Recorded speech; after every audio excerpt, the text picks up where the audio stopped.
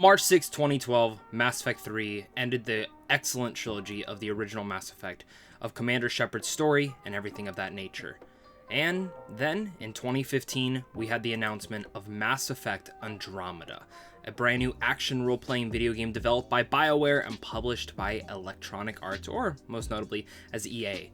This was the fourth major entry in the Mass Effect series, and Mass Effect fans were worried, but excited because of how great that original trilogy was. And, well, here we are now. Game released on March 21st, 2017, and it was not great. It pretty much died on arrival. Bugs everywhere. Game really not upping the standard, and the story truly not being everything that it possibly could have been. Mass Effect Andromeda was a big disappointment to many Mass Effect fans, and for me in particular, where Mass Effect, the original trilogy, is one of my favorite trilogies of all time, and especially the second and third game are one of my favorite games of all time. I adore those games to pieces, and when I got Mass Effect Andromeda first day, I didn't even beat it.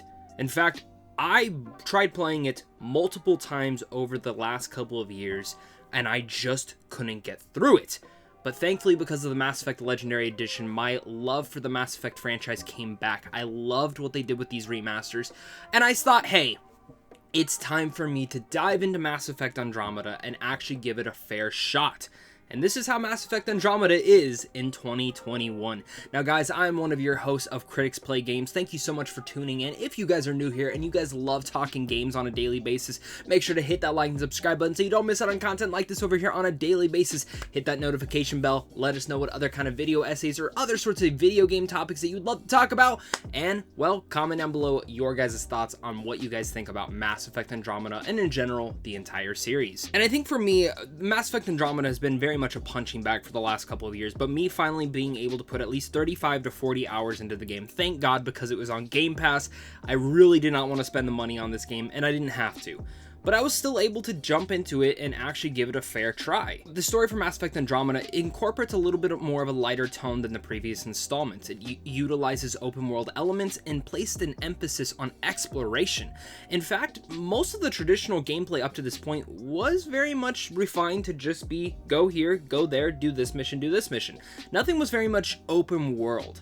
It was less cover-based, it was more mobile, you were faster, and very much the game is the largest of any of the others that we've ever seen.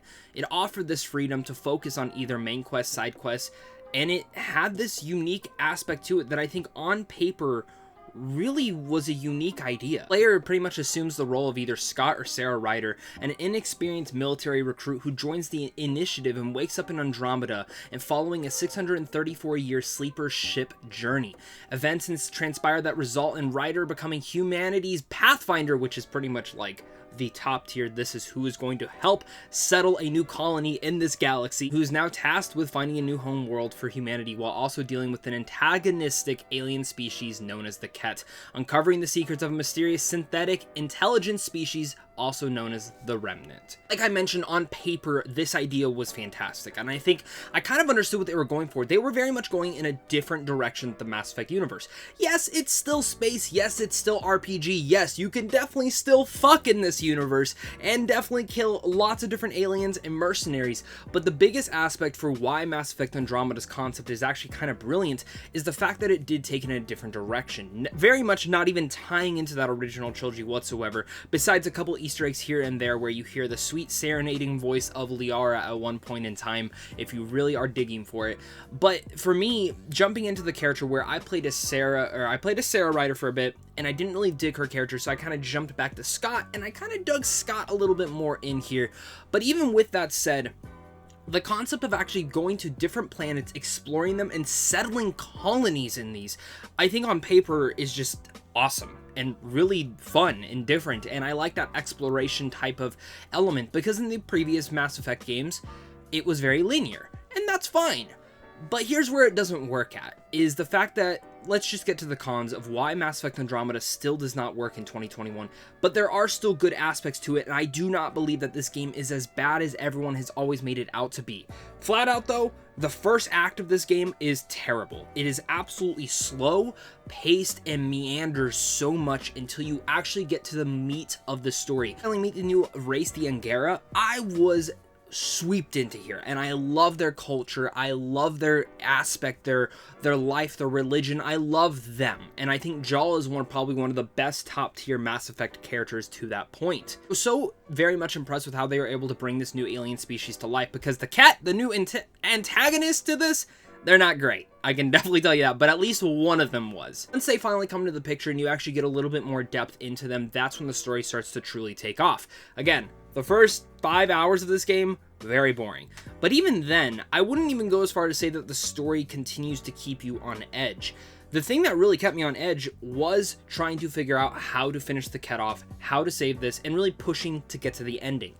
The thing that really much kept me going throughout this game, because for the missions, it's a lot of backtracking. Go here, oh, now you gotta run all the way back.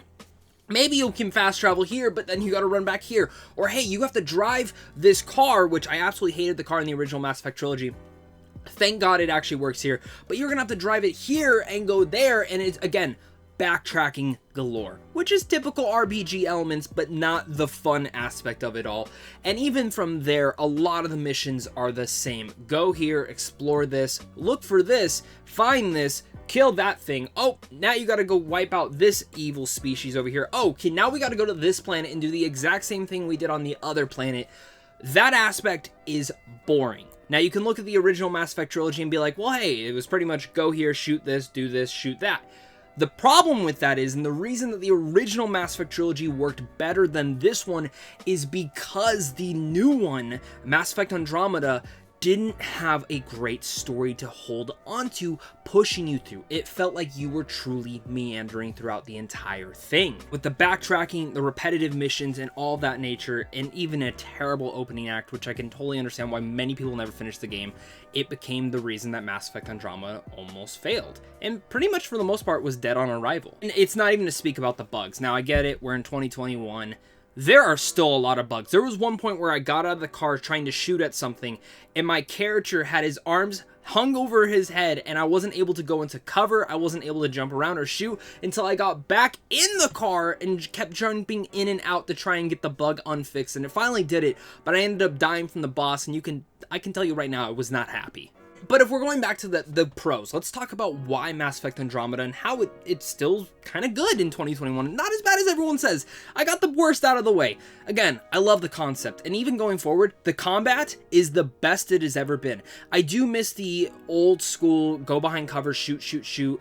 But I love how you were able to really much deal up what you wanted to do. You can be different aspects, different classes. You can switch on the pace. It doesn't matter what skill base you are able to switch and pick how you want to fight in this game.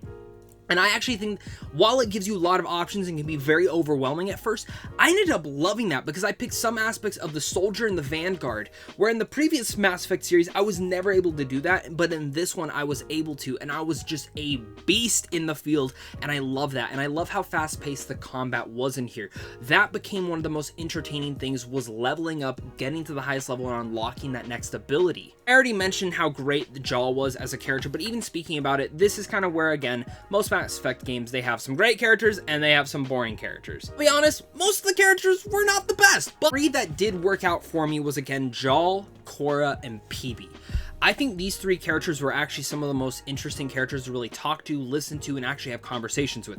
The rest, I did not give one shit to ever go have a conversation with, unless I had to for a mission, and that can very much get in the way. The other characters you actually meet along the way in this universe add to a whole new perspective. Again, the Angara, the whole new species in here. There are some really cool, interesting side characters in there that you get to meet. And I think if you're playing this game, that will be the big aspect of going through this, is the combat and meeting new characters and adventuring to new worlds.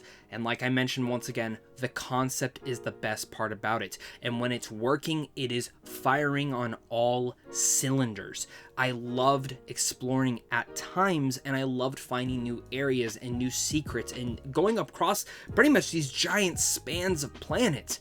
I understood what they were going for. But for me, while it is a new kind of thing in the Mass Effect universe, this is not the fourth installment in the game. Like, it's the fourth installment of the franchise, but it is definitely not the actual fourth game that I wanted to play. And I know they're making a new one right now, and I'm hoping that will actually save this franchise, because right now I think the franchise, besides the Legendary Edition coming out, it's kind of dead on the water. Mass Effect Andromeda in 2021 is still a buggy mess. The opening act is terrible, and in fact, some of the characters are absolutely boring. The story's not the best either, but it does keep you at least intrigued because of the exploration. But when the exploration gets down to the same repetitiveness of the same area you're looking at, or the same mission, or the same objective, it can become very repetitive, making me to the point by the end of the game where in the middle of it, I was like, okay, I'm intrigued, I want to see where this goes. By the end, I was just rushing through to get to the very end, and I dug the ending. And there are some characters that I really adored in here. I loved Cora, I loved PB, and I loved Jaal. I loved this new alien race that we learned about. And while the Ket are kind of boring, maybe if you expand on them in the future, you possibly could get a little bit more, since there were a couple little cliffhangers here and there. But Mass Effect Andromeda was not a hit. It was dead on arrival, and even in 2021, it's not a game that feels like EA kind of went, all right, that didn't work, let's move on to the next thing. It pretty much did. I think Bioware still has it in them to give the best Mass Effect game yet, and even though I think 3 and 2 are pretty much tied for that, 2 probably being still my favorite, I believe that maybe in the future this next Mass Effect game will be the best. And overall, I enjoyed Andromeda, but it was not the game. It was not the mess everyone made it out to be, but it definitely wasn't the best Mass Effect game yet. Combat's great. I loved some of the characters. 2021 Mass Effect Andromeda is still a disappointment. Thank you guys so much for clicking on this. You guys are seriously all the best. I cannot wait to hear your guys' thoughts on this. We have a bunch of great content coming up in the future, so make sure to hit that like and subscribe button. Again, I'm Zach, one of your main hosts of Critics Play Games, and of course, thank you so much for watching. So of course, until next time, stay classy.